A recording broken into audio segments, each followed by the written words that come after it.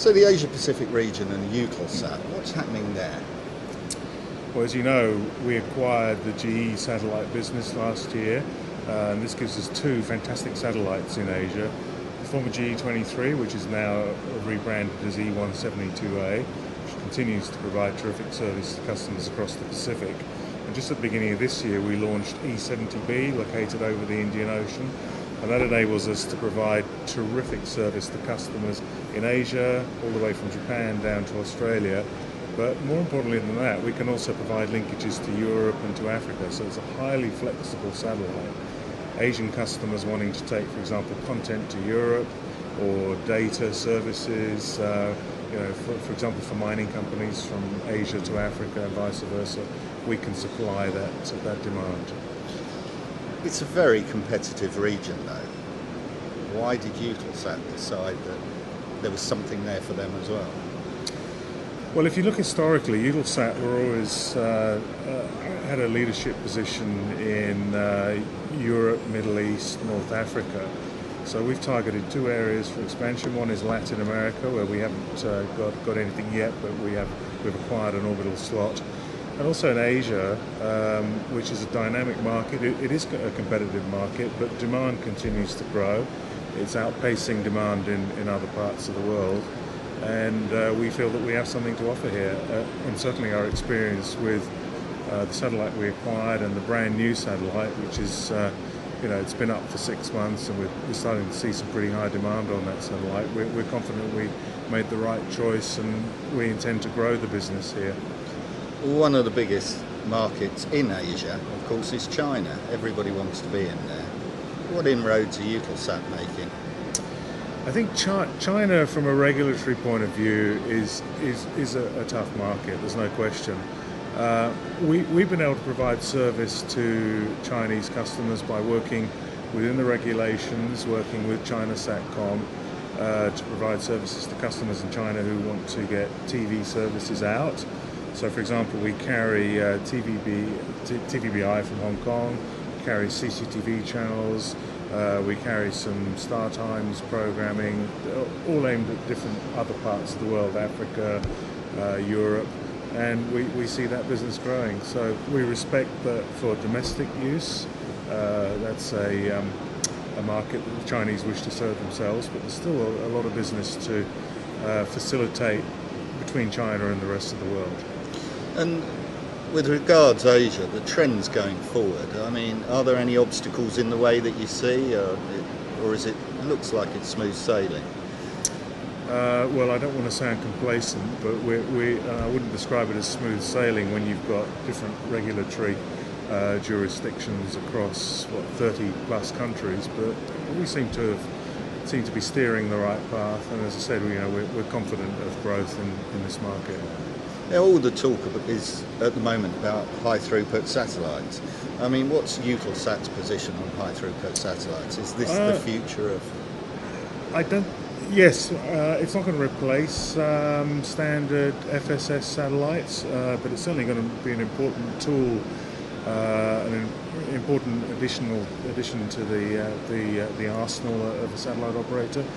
We kind of pioneered this in a way with the launch of KA-SAT in Europe in 2010. It was operational in 2011, and we're starting to see some pretty good growth on that satellite.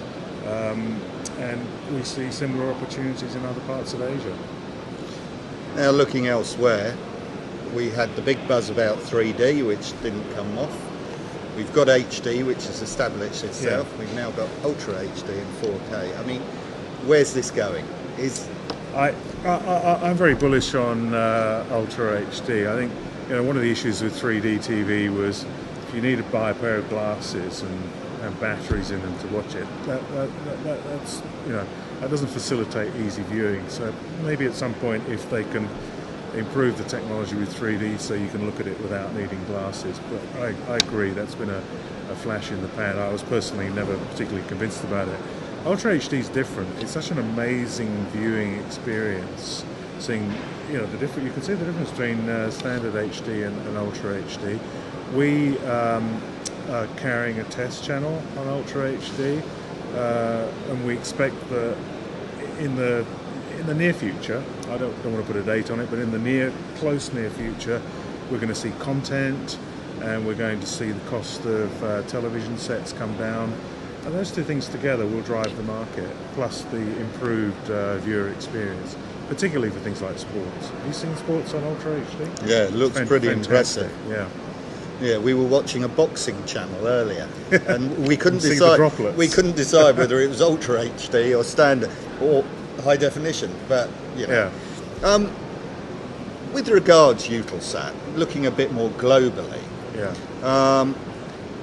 very solid reputation, established in many markets. But as I say, going again back to competition, it's very, very stiff competition globally from all the operators. How do you set yourself out that little bit apart from everybody else?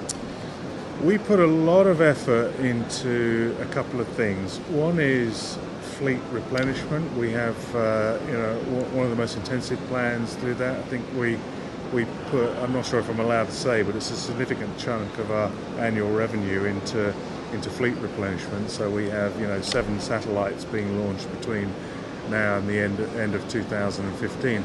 We also put a great premium on creative innovation. One of the things that's really impressed me as a relative newcomer to this country is the sheer amount of talent, creative talent and intellect that Eutelsat has in-house. Doesn't need to go outside to hire consultants. And I think that sense of creative innovation plus investment in the fleet plus a commitment to outstanding customer service, they're the reasons why we're the number one supplier of video services in the world, certainly and the number one in Europe. And I think that philosophy is going to do very well for us in other parts of the world, in Latin America and Asia. So we're very positive about the future. I mean, there's been talk for many years as all the operators focused on Africa. Africa, that's where we're going to get our money from. That's going to be the big revenue spin. That doesn't seem to have happened, does it? What are the obstacles there? I wouldn't agree that it hasn't happened. I can't speak for competitors, but we have a number of services in Africa. We have DTH platforms. We also do some DTT services via satellite in Africa, and then a large number of data services, telecommunications, backhaul, that kind of thing. And I think we've been pretty pleased with our progress in Africa. I can't speak for the competition, but I can say that good customer service and creative innovation are what's helped us in that market. Now, looking generally, where do you see the satellite sector going over the next 12 months? I mean, I would normally say 24 months, but it's changing so quickly. 12 months is a sort of a time frame where things could happen. I think you're going to start to see announcements for Ka band, and that's going to be driven both by a move towards high throughput satellites to get the cost of the bit down for customers, and also as we exhaust available spectrum in Ku band. So I think the direct parallels between the C-band Ku band debate of 10, 15 years ago. Everyone said Ku won't work in Asia, it's too rainy, they won't like it. Well, it's here and it's entrenched, and just about every satellite in the sky is a hybrid satellite with a perfectly functioning Ku payload. I think we're going to see the same thing in Ka band going forward. I think you're going to see Ultra HD start to come into the market. It's not going to be big over the next 12 months, but we're going to start seeing that. And the one thing I've learned in nearly 20 years in this industry is it can sometimes be hard to predict. So who would have said 5 years ago that mobility was going to become such a big issue? So I'm confident that with human ingenuity there are going to be things coming up in the next 12 months that maybe we haven't thought about today. With the likes of Eutelsat and SES and Intelsat, do you see the bigger operators dominating in the future and the smaller ones being sort of consolidated in? That's the million-dollar question. I mean, people have been talking about consolidation in Asia, where there are more than 20 different satellite operators, really for the last 10 or so years. And it hasn't happened primarily for political reasons. I think there's starting to be a sense that will change as some of these systems come up for big renewals, big satellite renewals, and they're starting to look more closely at things like capex. I wouldn't agree that the global operators have dominated. I mean, we all play a different role in the ecosystem. We're a global player that acts locally, if I can put it that way. So we can offer local services, regional services, or round the world services. But that hasn't prevented regional operators and national domestic operators from carving out a pretty good business for themselves. Thank you. My pleasure.